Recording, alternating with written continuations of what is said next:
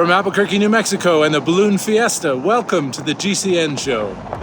Welcome to the GCN Show. Coming up this week, is too much cycling bad for your health? New research adds some weight to this long-running debate. We've also got the results of the first ever European Mechanics Championships, Whoa. the inaugural Cool Head of the Week award, and the reason why a top triathlete isn't going to win the Tour de France. He doesn't want to take a pay cut.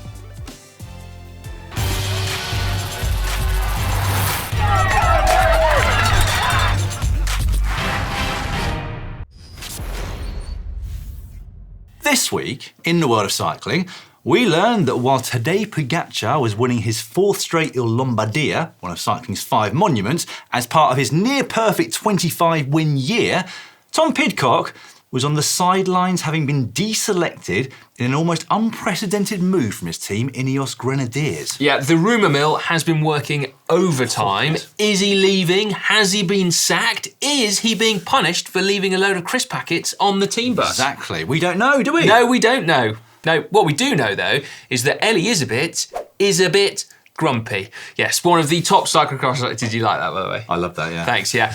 One of the top cyclocross riders in Belgium was disqualified at the weekend, literally pulled out mid-race, no less, for having a tantrum and stamping on a competitor's back wheel after the pair crashed on a descent. Not a good look, that. Oh, really, God. is it? And hopefully he leaves his legs to do the talking for the rest of the season. Thankfully, he's so small, there's probably little damage to the wheel, was there? Well, I mean, frankly, mate, the issue was that his legs did do the talking, didn't they? Because he actually stomped on that guy's bike. He did, yeah. Yes. It wasn't nice to watch, I No. would say. We also learned that the backpack that hopes to make you faster by acting as an aero parachute has almost reached its funding target on Kickstarter thanks to 18 brave souls backing it. My mind is blown. But sadly, the Titan Vanguard comfort-based e-cargo bike hasn't. No, in fact, only one person has backed it. How much for? To the tune of £1. £1. £1, yes. Might be saving us all in the long run, though. Well, yeah, that's right, yeah. Although, maybe comfort-based cycling is what we all need. This week's talk at the coffee machine has been about whether too much riding can in fact be bad for you. Yeah, 2 reasons for this. I read an article that I actually sent over to Dan at the weekend, pre-coffee machine, if you like, which questioned whether or not his strategy, not specifically Dan's, but the strategy that Dan is following for eternal youth might be flawed.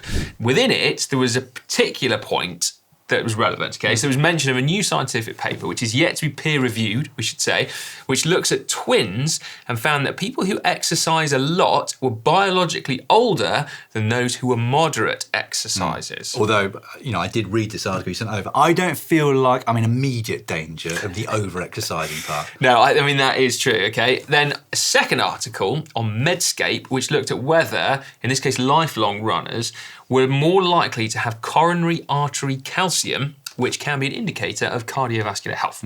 At no point in this article was there any link between coronary artery calcium and death, more that there seems to be a link between it and exercise, even if the protective effects of exercise vastly outweigh any potential negatives from this. Yes, and I think that's the point, isn't it? It seems like doing crazy things in the name of cycling should take its toll on the human body, but actually that doesn't seem to be the case at all. Do you remember when we took Mark Beaumont, one of the world's most extreme exercisers, to see a team of cardiac specialists? I vaguely remember it. I seem to remember it was quite underwhelming. Well, yeah, I mean, it was, wasn't it? He was fine, basically. Yeah. After all his exploits, he was absolutely fine. Reassuringly, we should add. I mean, that was effectively what we wanted to see. But it seems like there is no evidence yet that too much cycling is bad for you in the long term.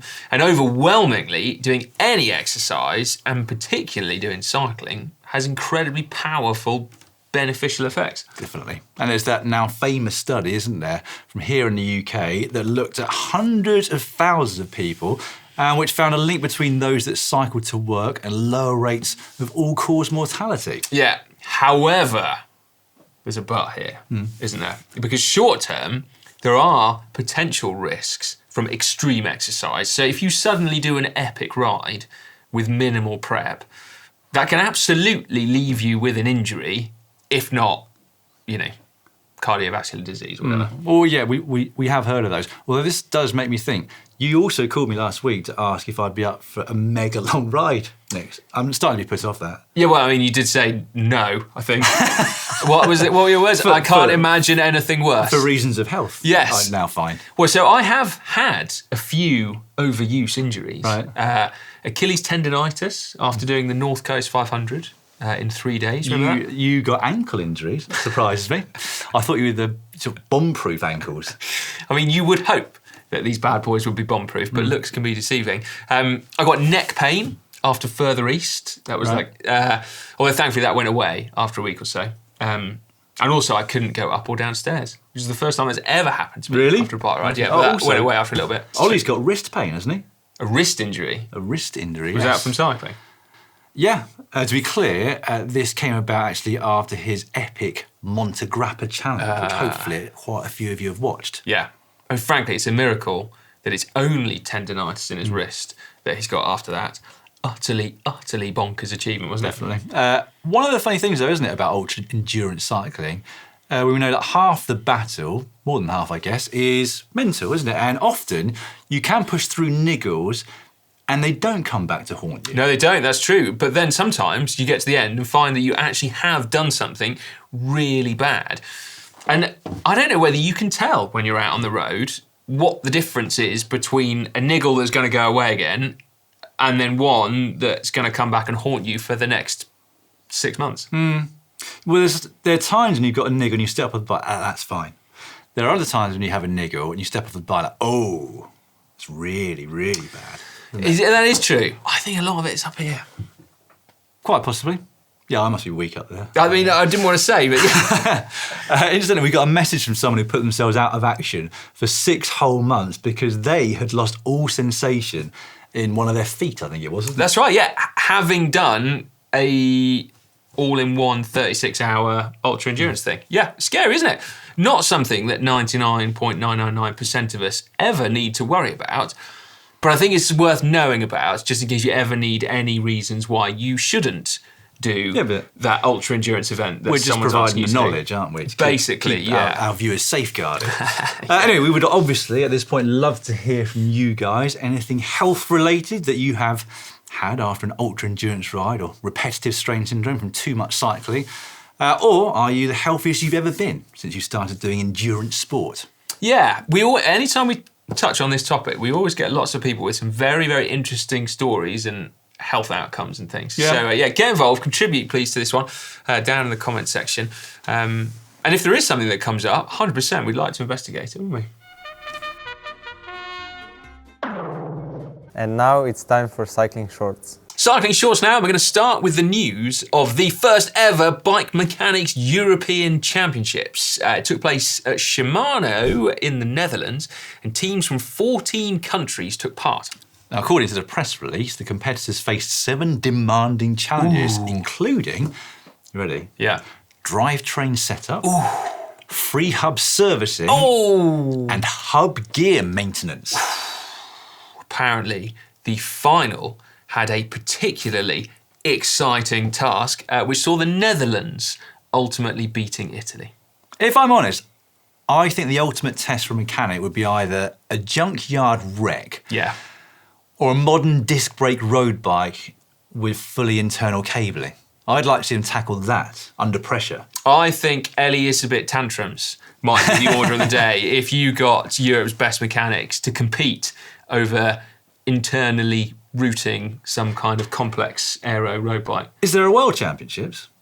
Or is it just confined to European I'll be honest with you, I didn't Google whether or not we'll there get back to you was next a World week. Championships. Yeah. Maybe we should set up our own and maybe we should give them. I seem to remember there was like a Trek Madon from like 6 years ago that was infamously difficult to route cables through. Maybe that should be race, like the kind of, Oh, I'd love to see Might come down to luck though. You know, if you just one mechanic first prod through of the cable, it just appears at the other end. There is a bit of that, isn't there? Yeah. Declare a winner. Anyway. Yeah. Anyway, at the opposite end of the spectrum from Ellie-Isabit tantrums, we have to give a shout out to Zoe Backstedt from the Canyon SRAM team, who gets the inaugural as mentioned in the intro, Cool Head of the Week award. Yes, well done, Zoe. This is amazing, isn't it? Oh, so yeah. She took the lead in the Simac Ladies Tour on the opening stage time trial, but then started stage 2 with only one teammate and finished stage 2 with no teammates at all left. They'd all succumbed to illness and injury. They had poor old Zoe left defending her race lead. It's a World Tour race as well, isn't it? It is, yeah. With no teammates. But incredibly, she defended her lead, not just for stage 2, but for stage 3 as well. In fact, she only relinquished it on stage 4, and I have no idea how she managed that. Not only did, well, she did relinquish it, as you pointed out, but not by much. No. She still finished 3rd overall, didn't she? However, she did need to share the podium with another random child. I know. You weren't happy, were you? Well, not really. I don't even know whose that one was. No idea either. It's just there at the bottom of the picture. Very strange.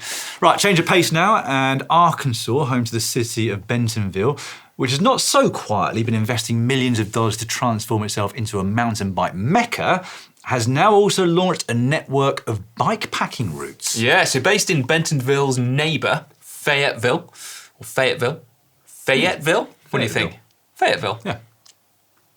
Fayetteville. Anyway, there are 5 unique routes, okay, between 60 and 190 miles long, all of which head out into the very attractive looking Ozark Mountains, but they can then potentially be stitched together to get up to a 260-mile mega route.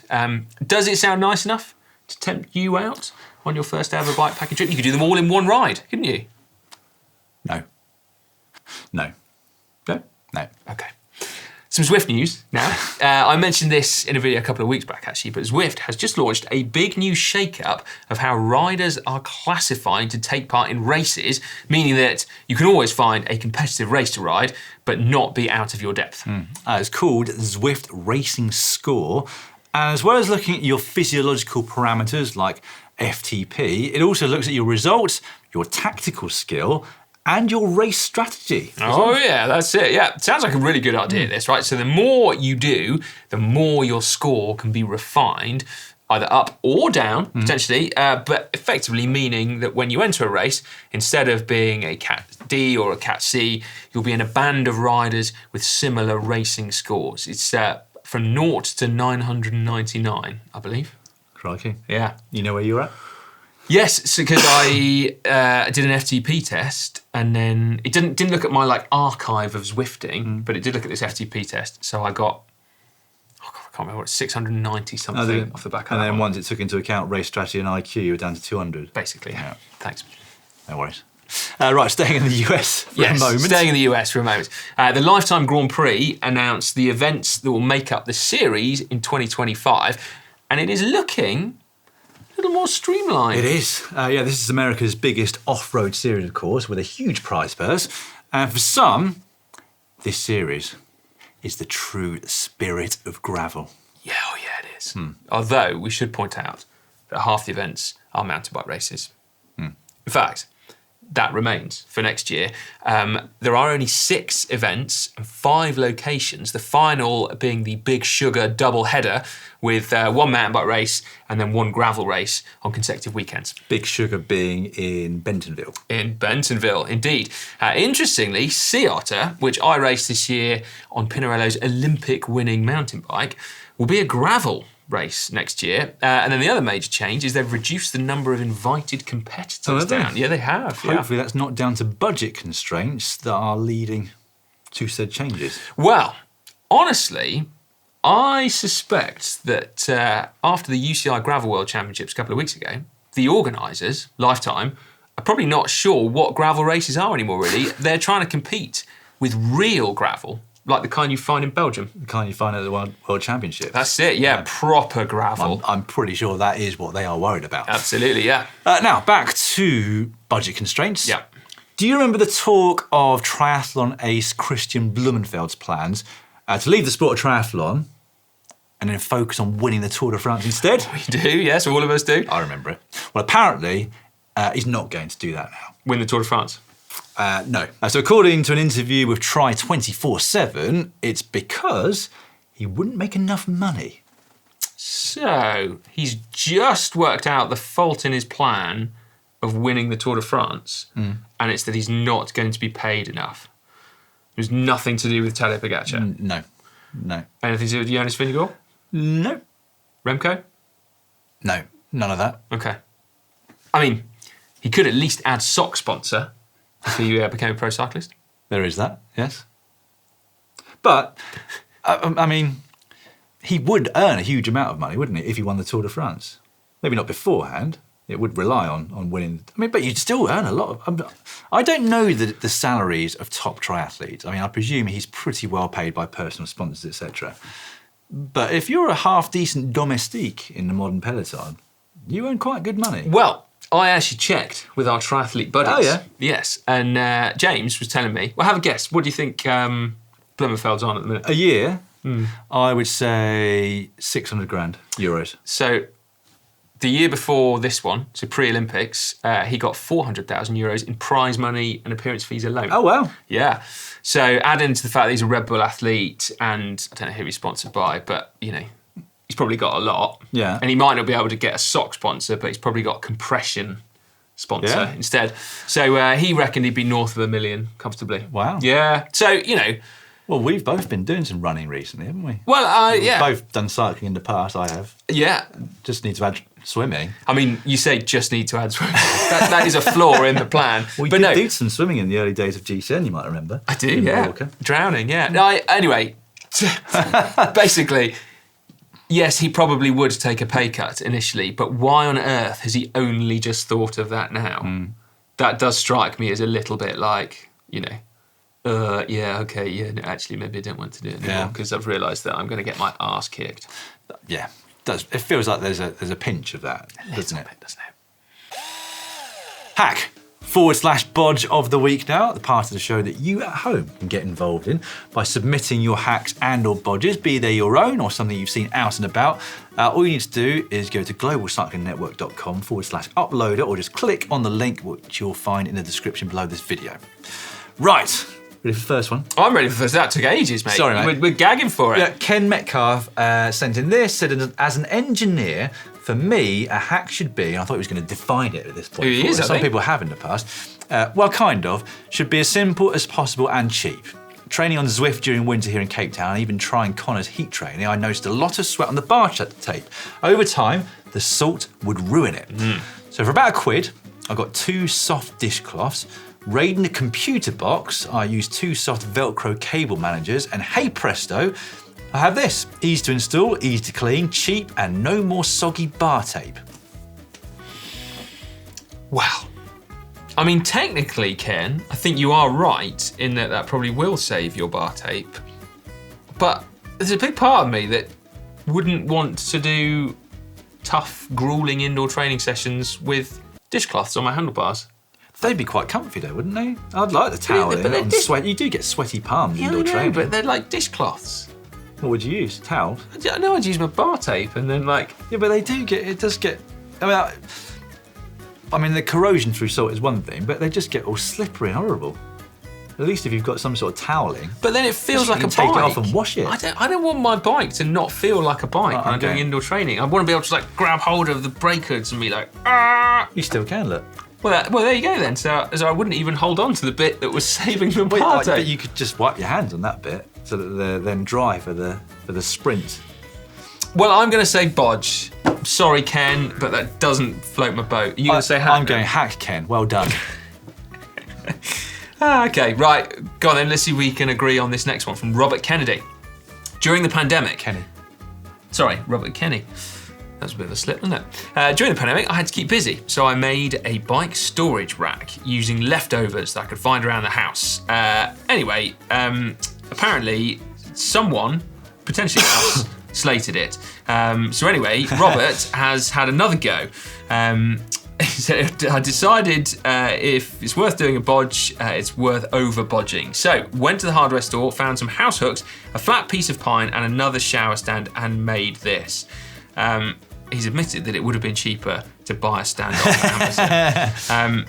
Now, what do we make of this? Well, firstly, do you think it's all right if I say bodge for a second time on this? Well, looking at this image of 2 very bendy looking flimsy white poles. With a couple of very nice looking clean bikes Yes. propped up by them. I would have to say it's not a problem to call it out as being a bodge for the second time, particularly if Robert has spent more money than if he'd bought like a decent one. Well, exactly. In the first instance. I mean, the reason I feel that I can call this a bodge is I feel like I'm capable of making that.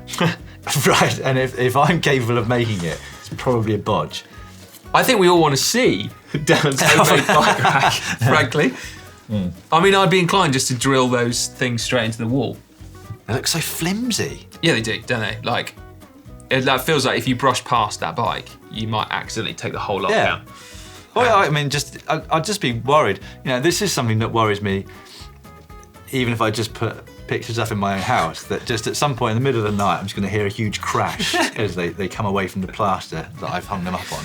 Yeah. I feel the same way if I'd done this, and just looking at this, I feel like there's going to be a point in the middle of the night where both bikes land on top of each other in a big carbon clunky noise. Yes. I think, Robert, I'm sorry, Yeah. it's still a bodge.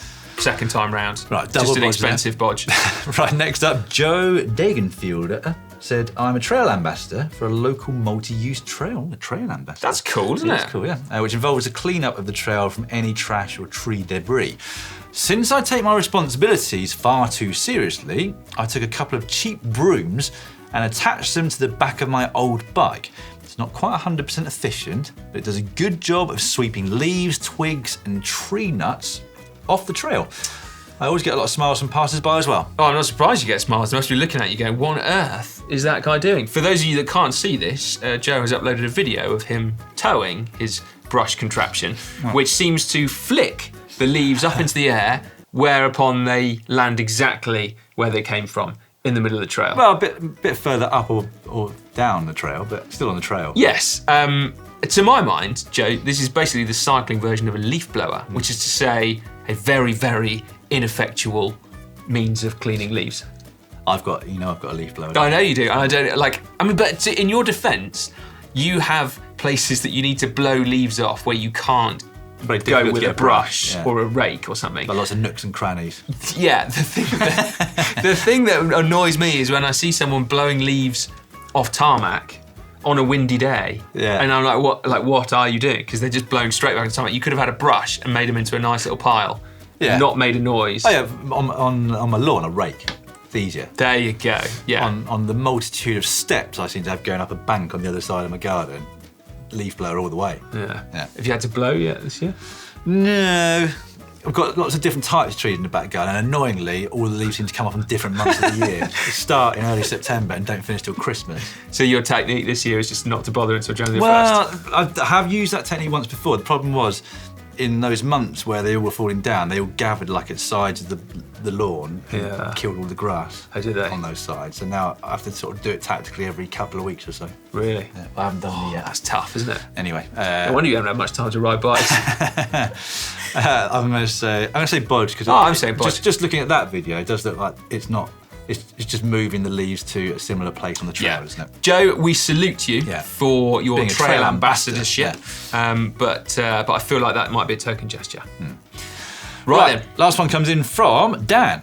I promised a friend that I'd service his bike's disc brakes. Being a roadie, I forgot that my funnel didn't fit the Shimano mountain bike fill port, and so I removed his criminally warm pads and rendered his bike unrideable. I didn't want to leave him stranded, so I had a quick look around the garage, found this unused silicone sealant nozzle and managed to cut threads into it using the bleed port. Instant ghetto hydraulic fluid funnel. Worked great and got his brakes fully sorted. Oh, this is genius. It is. I mean, I feel like brake bleeding is sort of like up there with 3D printing for me, which is to say that it's something that I know is probably not that hard, but I've just never had to actually do before. Because I had to do it for a video 11 years ago.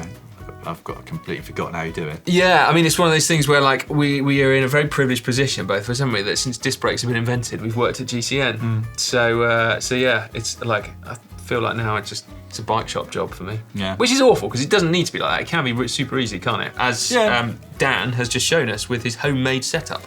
What I find is that if you don't use the disc brakes, you don't need bleeding either. Oh my God, yeah, okay. No, I think this is one of those ones where I'm like, is that dangerous? I don't think it is, actually. I think that's just a hack. Yeah, I'm going to hack for that. Yeah, okay. I mean, there are the ones where you need the syringes, aren't there? Yeah. Yeah. But, you know, so presumably this one you're okay. Dan, it's a hack, tentatively, from both of us. Well done, Dan. It's time now for Caption Competition, that part of the show where you get a chance to get your hands on a coveted GCN Camelback water bottle. All you got to do is put a witty caption in the comments section down below, and we'll pick a winner next week. In fact, we'll start with the winner, shall we, from last week? Let's do that. Last week's photo was this one from the podium with the German race that I couldn't remember last week and still can't remember this week. The Sparkasse in Munsterland, I think, the one. from memory. Yeah, the one that you read off the back last week and again this week. Yep. The winner is Neil M. Don, who put, blimey, I thought you said free alcohol. These are alcohol-free beers. Yes. People listening, 0%. I think that's quite clever. Yeah, very good. Yeah. Neil, well done. I wouldn't say it's a lol, but you know, I think that's good. But it's certainly worthy this week of a GCN Camelback water bottle. So get in touch, Neil, and we will we'll send you one out. This week's photo, it's quite an amusing looking photo as it is. This is Christine Majerus trying to squeeze between an entire peloton worth of front wheels. Indeed. It wasn't just... So the reason for this is Majerus is coming to the end of her career. That was her last race for SD Works Pro Time. Same for Alice Barnes and Audrey Cordon-Rigaud. So given that walk of respect, I guess, from the rest of the pro peloton. But anyway, I'll get you started. At the CIMAC Ladies Tour, UCI commissaires faced nightmare photo finish. So maybe Isaac edits our vids can prop it on its side. Yeah. I mean, it kind of works, doesn't it? Explain the joke. I like that, mate. I like that. Right, if you think you can better Dan's caption, or, as is probably more likely, beat it, then get involved in the comment section down below. We'll pick a winner next week. We're shortly going to let you know what cracking content we've got coming up for you this week on GCN. But first up, a few favourite comments from last week's worth of video, starting, as ever, with a few from underneath last week's GCN show. This one came in from John Rogers, who said, gravel to me is anything unreasonable on a road bike, but that doesn't need a mountain bike. I like the definitions of gravel. I think that's a good definition, John. So this was off the back of the Gravel World Championships that, as always, caused controversy for whether or not it was gravelly enough or hard enough or within the spirit of gravel or whether or not... Anyway, there was a lot of comments. I noticed that there were a lot of comments from people that hadn't ridden the event telling you how wrong you were. Yes, and ridden the event. Quite a few people who were telling us what it was like, having apparently not even seen Gravel World Championships either. Shane Mundane said, it's ironic how things have evolved from the spirit of gravel to the snobbery about true gravel. People don't seem to just be able to enjoy a good race on its own anymore. And that is true, isn't it? That the spirit of gravel has now become a little bit snobbery. Yeah. Oh, a special guest. Come on in. We do have a special guest. We've got a special guest for a reason. We're going to fast forward now through a few comments. Ollie, come on in. Right. It's basically live at this point. It does feel live. Go on. Right, so comments of the week from Ollie's Monte Grappa challenge. Filippo Zabora said, I'm from Bassano del Grappa, which is the town at the bottom of Monte Grappa. I can't express in words what Ollie was able to do. For amateur cyclists here in Monte Grappa, just riding up it is considered an achievement. Already doing it one time is huge. I can't imagine what it can be like doing it for 10 times. Big kudos to Ollie. Yeah. It doesn't end there. No, right, okay. I mean, there's about 1,000. We've only got 2 or 3, but allow us to continue reading. Marv Minninger put, you have a van but no track pump. Absolutely love the quality of your videos, GCN. Well done, Ollie. There were quite a few people who pointed out that you might have had great mates cheering you on, but they weren't very well prepared Well, this is it. in the event of a puncture. I think this is on Connor and not Connor. I mean, this is on Hank and Alex. Alex. I feel like I did my job. Hank, I would expect it of. Going somewhere with a pump. Alex. Anyway, the last comment we picked out is from Paul Oosterhout, who said, I hope GCN awards a wattage bazooka for this ride. Now, we are not awarding Ollie a wattage bazooka, but we have made a little something. Really? Yeah, Wow. we have. When we say we, it was nothing to do with me and Dan, but far more talented people here. Yeah, on the viewers. Ollie's genuinely not seen this yet, have you? No, I haven't, no. No, but there it is for the viewers. We'll get a close-up from Isaac. Edits our vids in a minute. But here you go. Oh, wow. That's amazing. There you go, mate. 30 sheep. And yeah, a wild, two wild boar. First and thing a that wolf. stands out to him. No, First thing you yeah. got excited about, actually. Yeah.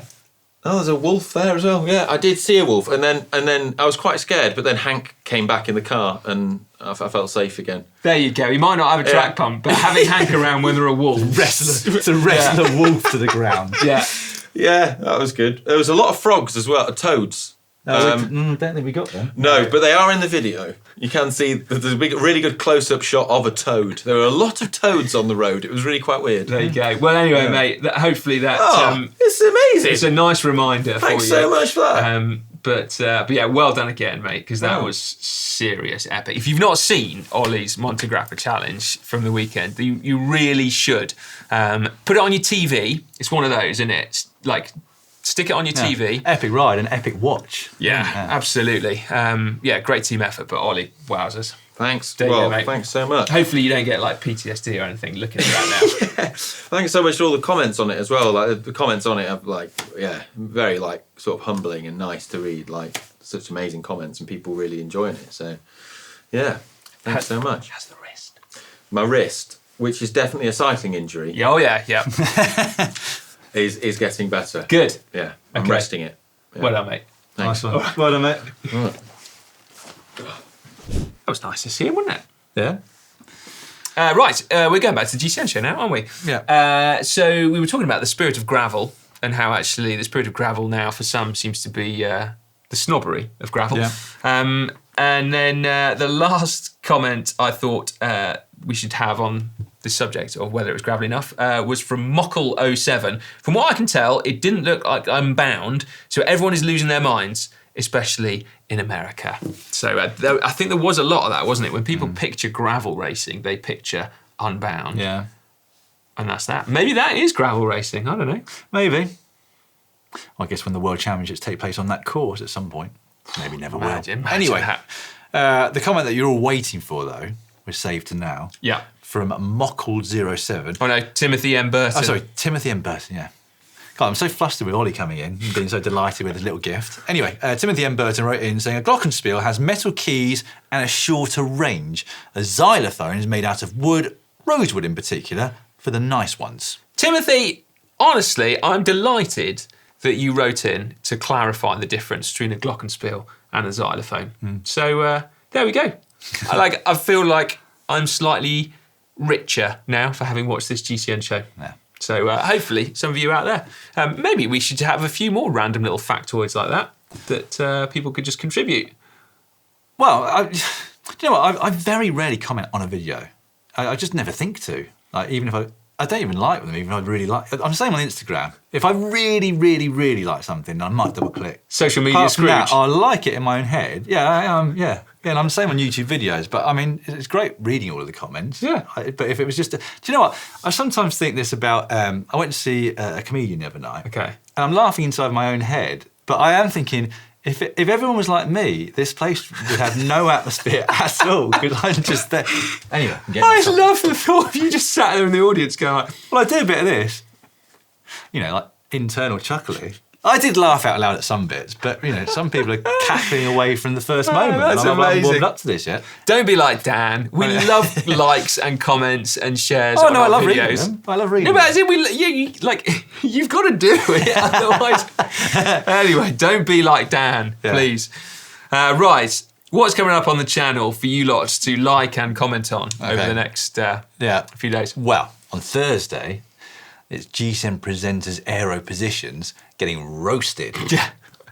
Yeah, this is a sobering one. The aerodynamics guru Dan Bigham was shown video clips of GCN presenters, and it's pretty tough actually. Yeah. So anyway, hopefully you will learn something from Dan's criticism of our aero positions. It does get harder to get aero as you get older, doesn't it? Remember that story I told you when I was out doing the GCN Plus doc in Flanders? where we had this beautiful tracking shot. I thought, well, I'll get really aero for this. And I felt really aero. And then when I watched the tracking shot, it was beautiful, but I was not aero. Well, so I looked like balls upright. The working title for this video was "You're not as aero as you think you are." Basically, like all of us go, "I'm going to get well aero now," and then actually, what happens when someone who knows what they're talking about has a look? And it's pretty brutal. Anyway, on Saturday, this is one I'm super looking forward to. Okay, we all know that professional cycling is getting faster and faster. This year in particular, Tour de France, when Marco Pantani's records fell, I think it raised a lot of eyebrows, didn't it? So Connor has been out doing some borderline journalism, some might say, to actually find out what on earth is going on, okay? So that one is well worth a watch, I think, for sure. And on Sunday, we've just been talking about Monte Grappa with Ollie. We also mentioned Bassano del Grappa, which is like a little known cycling mecca. So we're going to lift the lid on that one for you. Very good. Yeah. All right, thanks for all the likes and all the comments. I just need to comment on a video that I watched this week. Break your duck, you mean? Once you started commenting, I you'll be like... I reply to people on our videos that comment sometimes. Yeah. Quite a lot, actually. You do a lot, I just don't comment on anybody else's. No. Anyway, Anyway. that's on my to-do list for this week, but thanks for watching. See you next week.